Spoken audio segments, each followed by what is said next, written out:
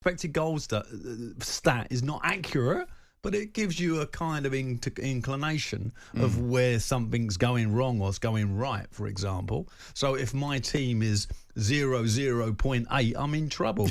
And if it's 4.444, I'm doing okay. Really well, yeah.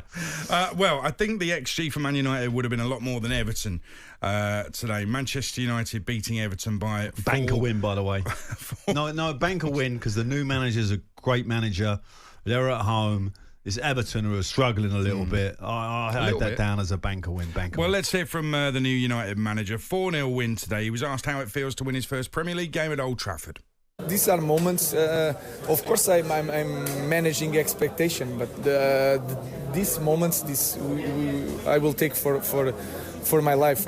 Sometimes you start the game and all the song. I already know some phrases of the song. And that moment, I really live it. So I'm enjoying that moment. But then when the game is there, I want to help my players. I want to win games, to have more years and more games of hearing that song. Okay, Rashford with a couple of goals. We've got Xerxes with a couple of goals, played in the number 10 position, I believe, today. So he's getting more out of one player. He's putting another player in his rightful position. The signs early on are quite good with Amorim, yeah? No, the signs were good when he was at Sporting Lisbon, and I was watching his couple of his press conferences when I was doing a bit of homework on him, and I was like, yeah, this guy, I'm having this guy, and the way he's come in, I just think he's going to do really, really well at Man United.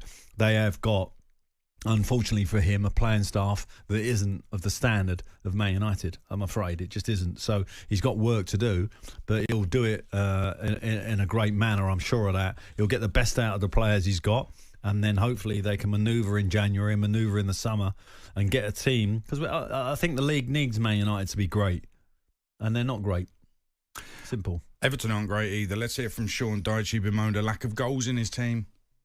The team hasn't been scoring goals for a number of seasons, so we've been trying to correct that, but it's hard to find that balance. And I thought for the first 32 minutes it looks like the balance is intact because we never really looked in any trouble. We've affected them, we've opened them up on different occasions, we've got into key areas, asking questions of their defensive unit. And the biggest hardship has been finding the killer moments. You know, with our XG and all the rest of it, particularly last season, particularly early in the season, incredible XG, couldn't find a killer moment. So when it's not as high, you need to find them.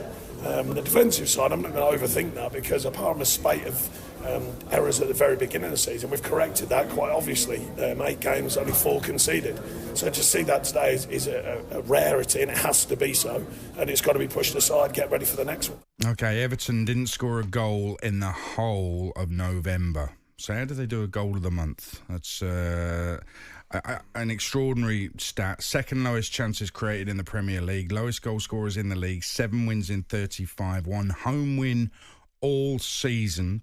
Their December run of fixtures is outrageous. They're at home to Liverpool on the 7th. We got that one live on talkSPORT. The week after, they go to Arsenal. Sunday the 22nd, they're at home to Chelsea. Boxing Day, they're away to Manchester City, which isn't so tough, I suppose. But I've yet to come across an Everton fan who wants Sean Dyche to stay.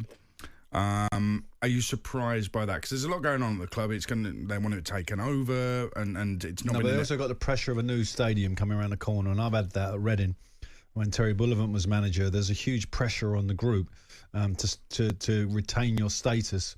When we was at Reading, we was trying to retain our status in the in what is now the Championship, the First Division. Then back then.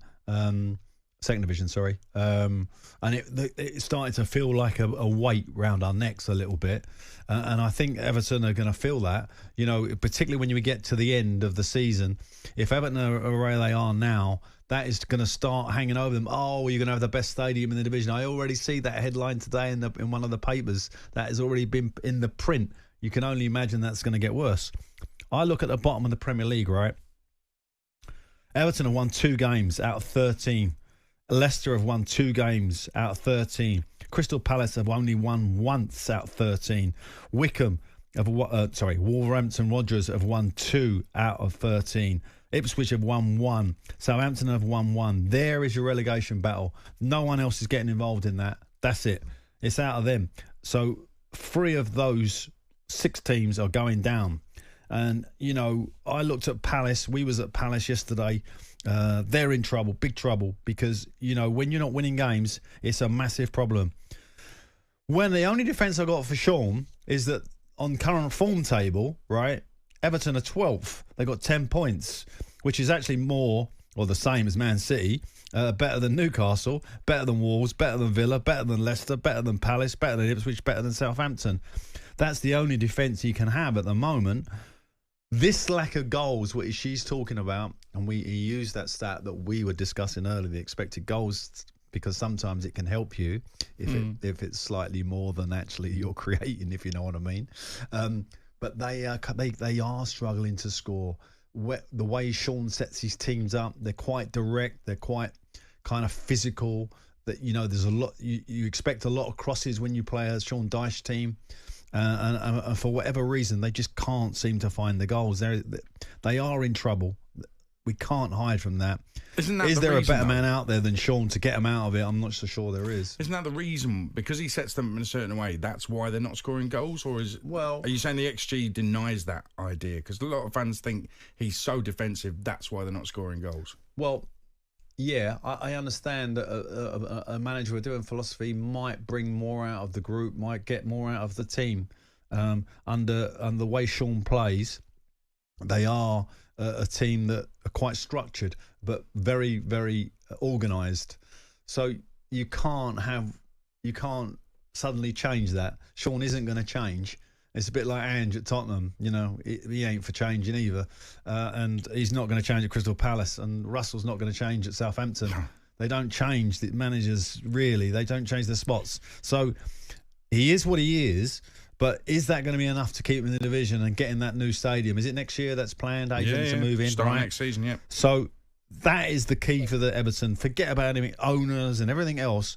Sean's job is to keep him in the Premier League. At the moment, they sit 15th. If they finish 15th, I think that's job well done. But, you know, as I say, they're flirting around. They're only like 2 points off of 19th. There's a comedian, Sam Avery, who's a guest on the show sometimes. He sent a message on the new social media site, Blue Sky. He said, I can't read it. Everton's? And he's an Everton fan. Okay. I can't read it all because he goes into great detail and you'll understand why in a second. But his first 2 lines of this tweet: Everton and Dyche both know it's over. They lie next to each other at night without saying a word. He goes on in the same vein, but he's like him. He's likening it I don't to like him. a marriage that's finished, basically. I don't like him. What, that guy there? Yeah, I'm having him. No, ridiculous comment. On AM, on DAB, via the talkSPORT app and on your smart speaker. talkSPORT.